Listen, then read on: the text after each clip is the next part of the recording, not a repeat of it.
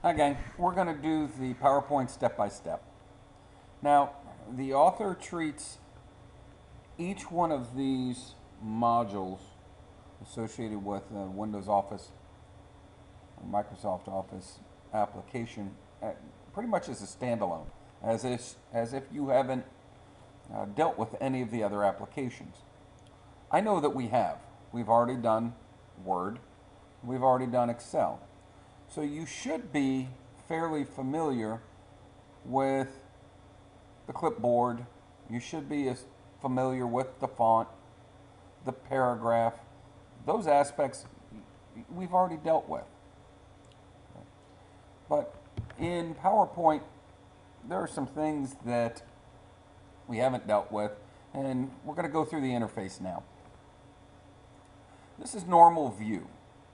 And in normal view, we have the slide pane, which is here on the right side, and we have the slides tab. Now, the slides tab scrolls down if you have more than about half a dozen, and depending on which one has an outline around it, it'll dictate which one has focus and is appearing up in the slide pane. Now, the slide in slide pane is the slide as it would appear when the presentation's running. Okay. Now, down at the bottom, down below the slides pane, is the notes pane. And the notes could be to yourself as the presenter, or if I provided a copy of this presentation to my audience in electronic format, they would see my notes as well. Now, from here, we'll assume that we already have the text input. We'll go content first and then form later, as we always do. So at this point, we have our content inserted in all the slides. Now, being as this is normal view, we have a couple other views that we could see. And down at the bottom of the screen, we have a slide sorter. It looks like 4 little squares arranged together. If we select that, that'll give us a slide sorter view. I can rearrange the slides in a different order just by dragging them to a different position. They'll automatically renumber based on the position that you set them in the queue. Okay, so there's slide sorter view. Here's reading view. And reading view, it appears similar to if we were actually running the slideshow. Now, the next icon over from reading view is slideshow, and the slideshow will actually run if you click that. It kind of looks like a wine glass of sorts. So down here on the bottom, we have those shortcuts to get to the different views. We also have the slider to where we can zoom in and out of the presentation, magnifying it if we need. The last one is fit it to the current window, and that's usually if we have a slide, we want to expand it out to the full width of the window to where we can see the entire slide. Now, those are on the initial view that we looked at. If we come up here on the toolbar, the very top, and we click View, we see Normal View, Slide Sorter View, those we've already dealt with. Outline View we haven't dealt with. We didn't have a shortcut before for that. If we click Outline View, the slide is there just as before, but instead of the Slides tab down the side here, we have the text that exists within each one of the slides. And this can come in handy. If we're in outline view and we come back to home and we decide, this bit of text right here, I want to go change it. And I can select text essentially from multiple slides and modify it using my font editor at the same time. I can change the font on multiple slides, and not everything within those slides, but whatever I select. So there's a neat little trick that we can do. We go back to view, slide sorter we dealt with, notes page we didn't really deal with before. Well, the notes, as I said, could be to me as the presenter, or they could be to my audience if I'm providing them a copy of this. So in this, I would have my slide as it would appear in the presentation, and then some notes to whoever the notes are intended for. Let's say it's for me. And if I'm the presenter, I may want to remind myself of some key things to talk about that I don't want to include in the slide itself. Okay. Now, let's go back and let's pretty this thing up, and we'll click on Design View. We'll come back, or I should say the Design tab, and we'll go down to the bottom and click on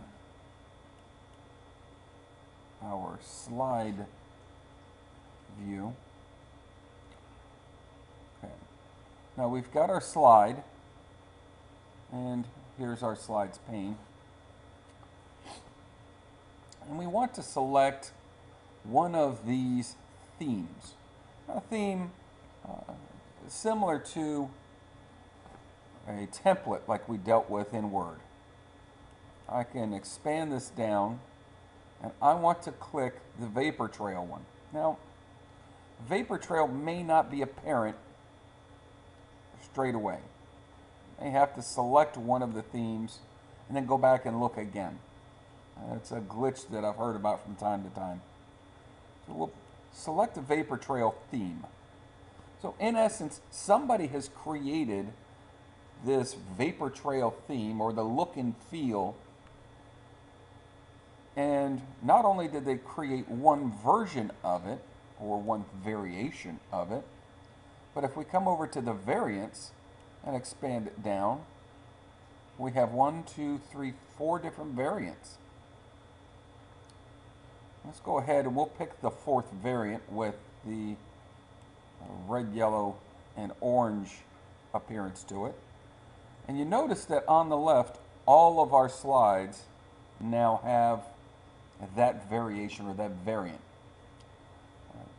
So we can change the theme to all the slides at the same time and change the different variant or variation based on the tone or the mood of the presentation.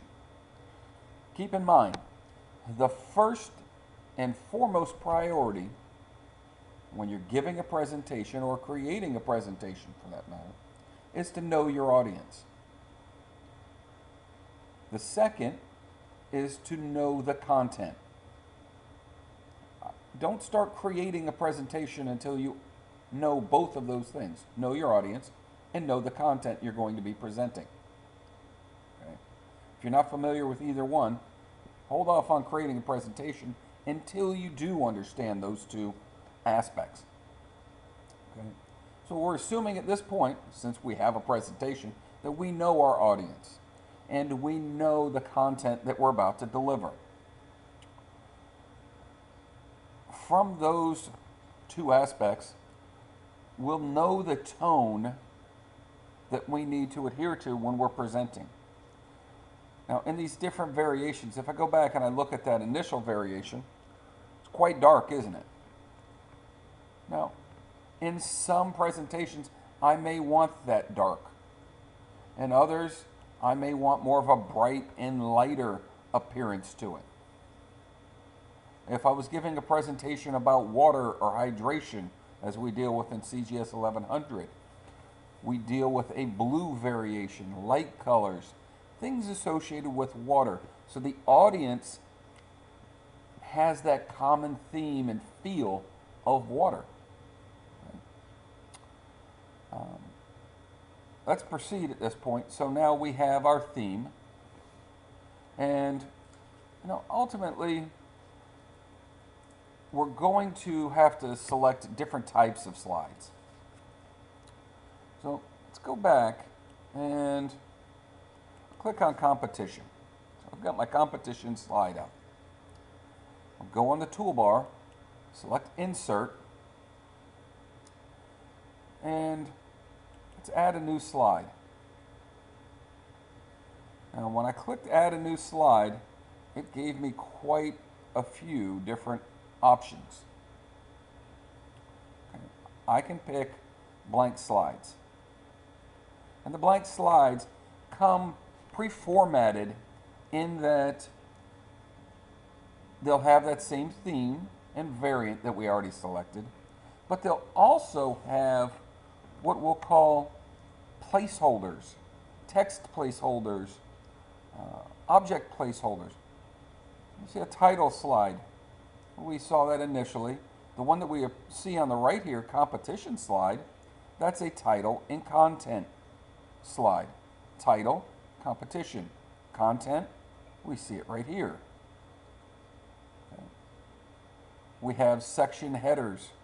It's not the title, it may be subgroupings of slides that we're going through. To content, we've got a couple of different placeholders within that slide. A comparison, not only do they have two different placeholders, but they have labels above each placeholder. A title only slide, just a blank slide with no placeholders. Content with a caption. So we could have on this right side maybe an image, a video, text, and then some text to the left side of it to explain about it. A picture object and some caption to go along with it. A little place to put a heading or a title above it. So each one of these has its own format. And they're all preset for you to make it easier to just pick your slide format and include whatever the content is you want to include. Now all we really want for this is a title and content slide. Okay. Now, let's say that I want it to be similar to something I've already done. I could come down here and duplicate my selected slides. The slides that I already had selected, just duplicate them. But for this, we're going to click title and content. In the slide that we want to create is going to be an advantages slide. Advantages about this company's service.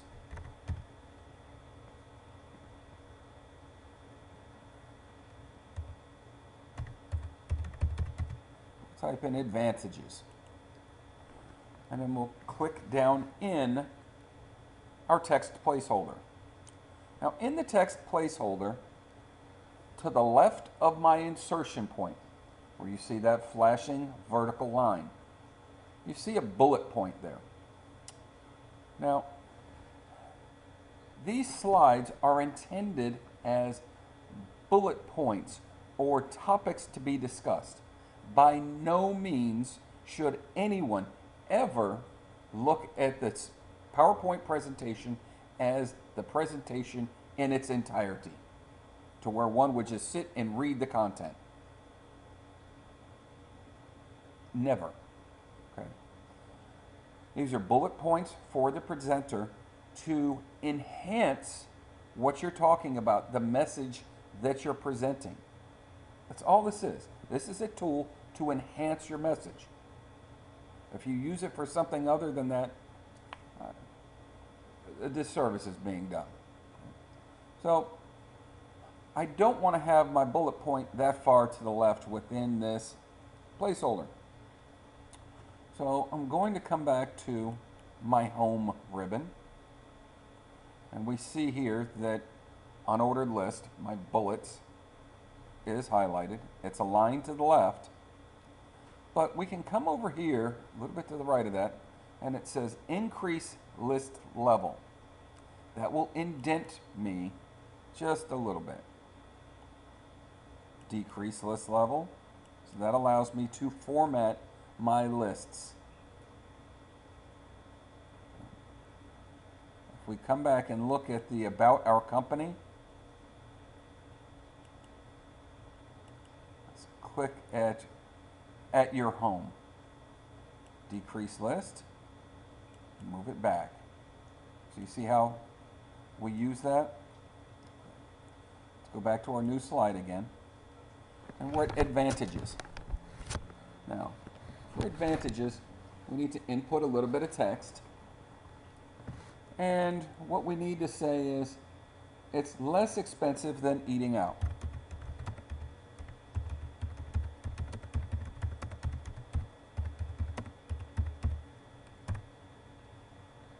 And the next one, meals always waiting for you in your freezer.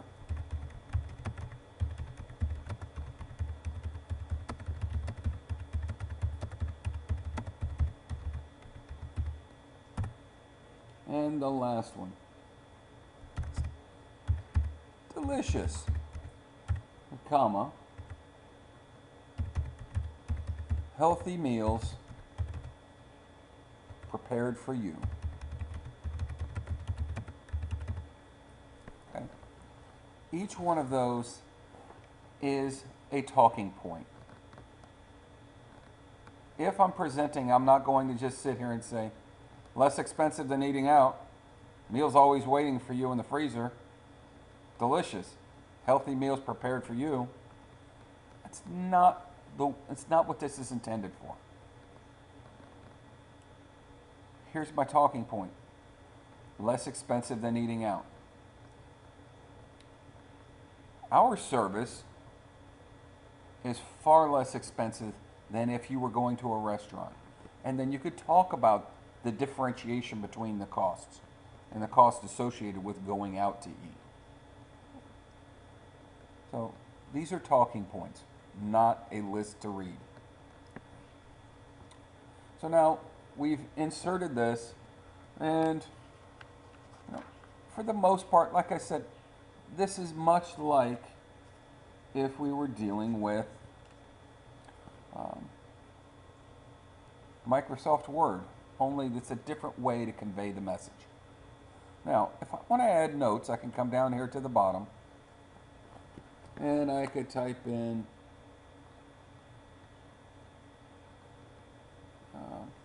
say print out marketing plan.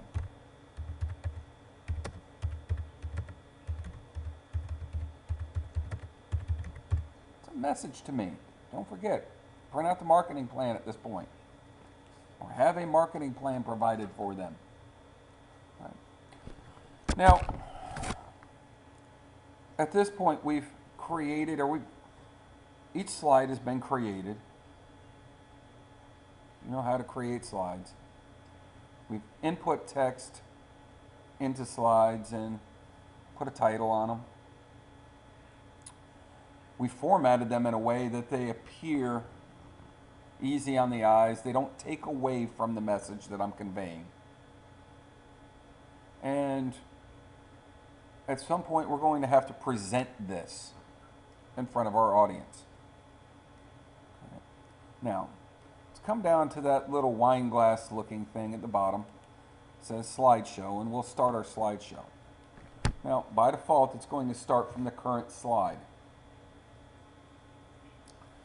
If I mouse to the bottom left-hand corner, you see 6 icons. The first 2 are arrows, which allow me to move forward and backward in the slideshow.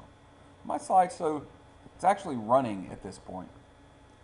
The third icon allows me to draw or highlight on the slide. If I click it, I can choose highlighter, pen, laser pointer. If I choose a laser pointer, I can direct the audience focus to a certain point on my slide. I can come back, I'll choose my highlighter. Hey gang, don't forget this right here, delicious healthy meals prepared for you. Important, or it's right there in your freezer. Okay. So there's certain things that we can go highlight. We can go erase it all.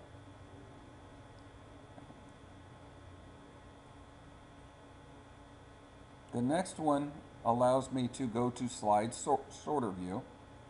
And we'll go back and pick a specific slide. And that's usually if I had to go back and talk about a previous slide for some reason. It lets me go see them all and navigate it. And I've got my search function, and then I've got an ellipsis as the 6th icon. Now, I want to show presenter view. In presenter view, if this is on my own standalone computer and you're not actually seeing it, I can have displayed on the screen my 5-year goals. Screen the audience would see. They would see this 5-year goals slide. And it's being timed how long it takes on each slide, so I know how long I'm taking. I would know how long I'm taking for the entire presentation. I can pause it, restart it. I see the next slide that I have coming up. It's very important. I know where I am and I know where I'm going. And I can have notes to myself reminding me, hey, you're talking about this. Remember, we had those notes. Print out the project or marketing plan. It can also give me some notes about how to prepare or segue into that next slide. And I just navigate slide by slide. Okay. Here we go. Leave this on the screen at the end of the presentation. Okay. So there's our ways of managing the presentation as we're delivering it. Okay. Now, we're going to go ahead and we'll end the slideshow. And we're back in our normal view. We see the slides themselves. Now, we've got some things that we can do to enhance our presentation. Let's go to the first slide. Now, keep in mind the word that I used, enhance our presentation. Enhancing the presentation, by that I mean enhancing the message that I'm delivering to my audience. It doesn't mean that I'm going over the top and taking away from the message. If I do anything to my presentation that takes away from the message I'm delivering to my audience, I'm making a mistake. So anytime you do anything to your presentation, think first, is this helping me get my message across, or is it distracting and taking away from the message? Now, transitions. Transitions allow me to go from one slide to the next. Currently, there are no transitions set in my presentation. If there were, I'd see a little to the left over here in my slide pane. I would see a little icon. Now, let's look and see which options we have. Dissolve, checkerboard, blinds. Let's go with reveal. And now we see that little icon. Okay, so we saw it kind of appear. Now, if we come to the next slide, let's push that one. We'll go to the next one, our team, uncover it. And competition, Now for that competition, let's go to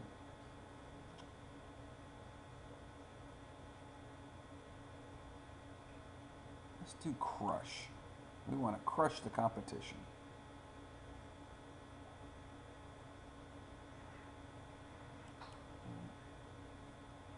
Random bars and shape. Now, let's go look and see what our slideshow looks like. Click on the slideshow tab. I'm going to do it from the beginning. There it appeared. So the transitions are how it appears as that slide is coming into the screen. It just appears. There's our crush. So we could have had crush on the next one, and it would appear that competition got crushed. Advantages, 5-year goals, and each time I click, it takes me to the next one. Okay. And I kept clicking, and it took me right back to this normal view. So those are transitions. Okay. Our transitions, I could have sound associated with them if I want. As I said, be careful. Don't take away from the message you're conveying to your audience. If the sound takes away from it, distracts in any way, don't do it. The duration of the transition itself, you can set how long it takes, and you can apply that transition to all. So I wanted to wipe, apply to all. Now wipe has been applied to all of them, and if I click on them, it stays pink, telling me that that's the transition for it. Okay. 5-year goals, I'll go set that one as that crush. Okay. We'll go check it again, see what it looks like from the beginning. Click.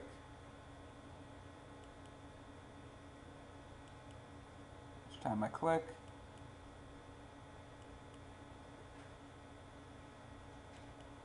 I've got my, must have got the crush on the wrong one. Okay.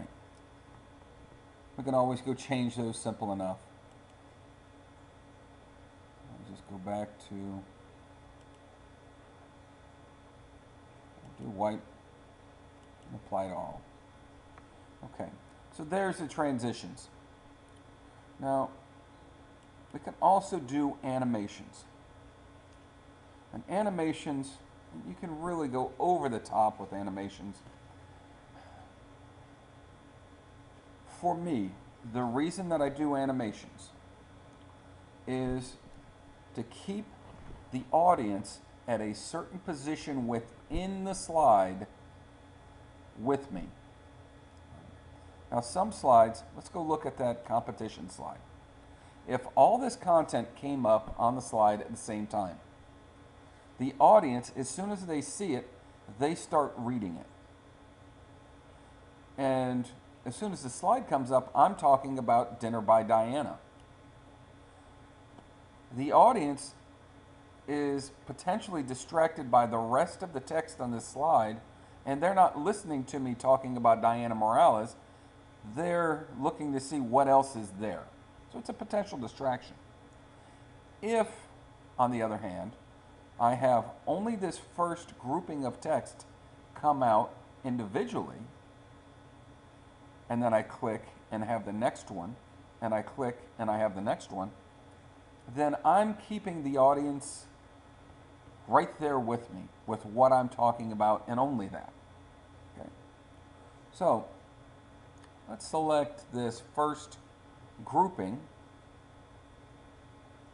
We could make it appear. Let's go see what it would look like now. Click Slideshow from current slide. For some reason my transition didn't kick in. I hit escape. go back to animations. Let's do it. Let's add an animation. And have it fly in. Okay.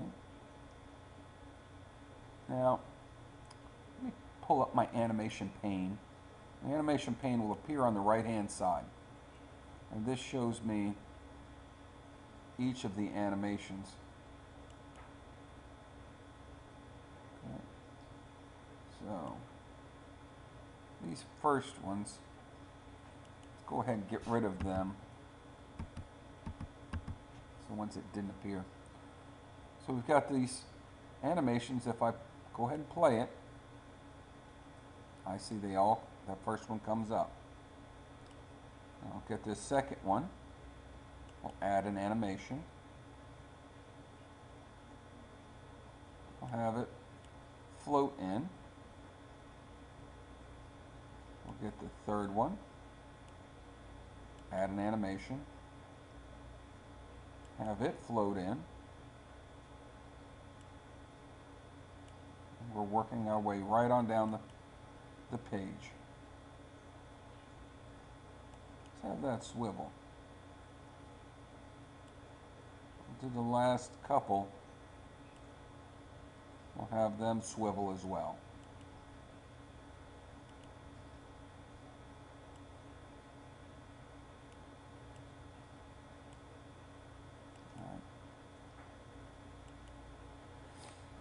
Okay.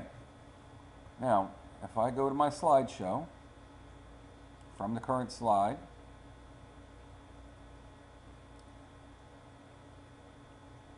the slide loaded, but I don't have any content. I clicked it, it appears. Every time I click the mouse, more text comes up. Now I can break this down line by line if I want and have an animation associated with each individual line. Okay. I'll go ahead and escape and take me right back out of it. So there's our slide. We've added some animation. Now the animations, I'm not limited to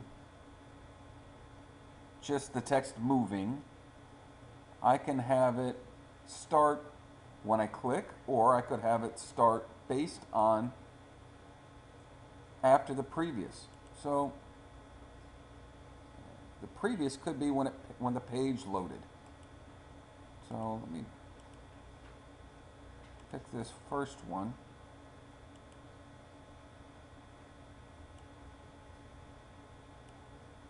And instead of on click, after previous.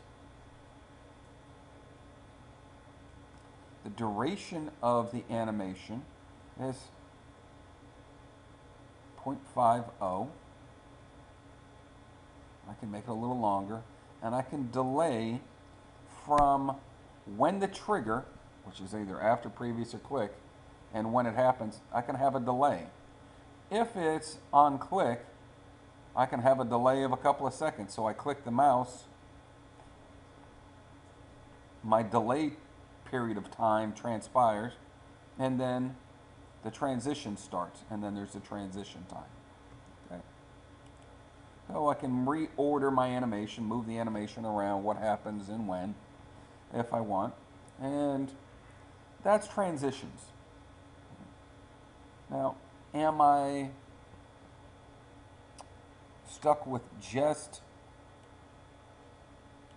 having the animations? Well, no. I can come over here, and here's my first line, Dinner by Diana. And I see this little drop-down menu. Start on click. Start with previous. No, it's set to start after previous. I've got some effect options I can add to it. What kind of effect options do I have? Now, these are the first one's settings, where it comes from. Well, maybe I want to come from the left. Maybe I want sound on there.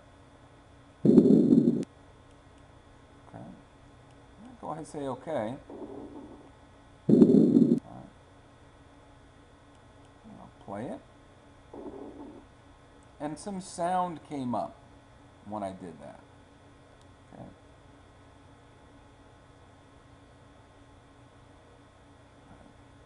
So there's some options there. It's about as far as we're going to go. When you're in 1100, we'll do far, far more than this. One of the things that I want to emphasize, I just showed you how to go put sound in and tie sound to the animation. Right? It's really, really important to remember, know your audience. Know your content, know the message that you're delivering. And focus on the delivering of that message. Don't take away from it. Don't add sounds that will distract from the message. I can add sounds that will enhance my message. So have a good understanding of what it is, what your goal is, the message being delivered, and focus on that goal. Focus on the message. Okay? Go ahead and wrap this one up. Go ahead, save it, and upload it to Canvas. All right. It's been a great class, gang.